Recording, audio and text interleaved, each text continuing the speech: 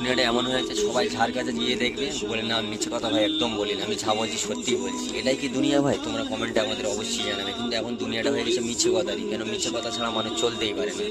মিছে কথা তিনটে প্রত্যেককে বলা যায়।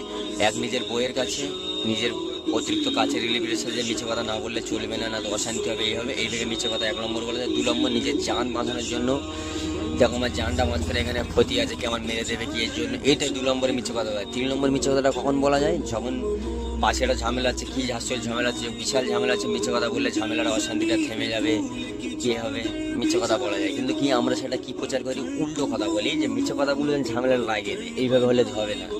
কেন এরকম আমাদের নেই? কেন আমরা সারাদিন সকালতে উঠে একটা ভালো কাজ করে নিই, যত কুকাজ শয়তানি কাজ শয়তানি বুদ্ধি আমরা চালিয়ে চলে যাই। কিন্তু এইভাবে আমরা আবার বলি আমরা স্বাধীন, আমরা মানুষ, আমরা মুসলিম, আমরা হিন্দু, আমরা সনাতনী, আমরা বহুত রকম আমরা গর্ব করি। কিন্তু না, সকাল হলে আমাদের কাজ থাকে কি, কিভাবে লোকের মিথ্যে কথা বলে এসতে উঠতে ঝগড়া লাগানো যাবে, কিভাবে কথা লাগালে এই করা যাবে।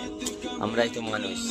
আর হ্যাঁ, শয়তান কি মিছে কথা বলে, তাতে শয়তান পাশ থেকে দেখে বলে বাবা এই তো আমার থেকেও বড় শয়তান, তাহলে আমার আর কোনো কাজই লাগবে না, বলে ওরা এখন আমি বসে থাকি তোদের গালে রে।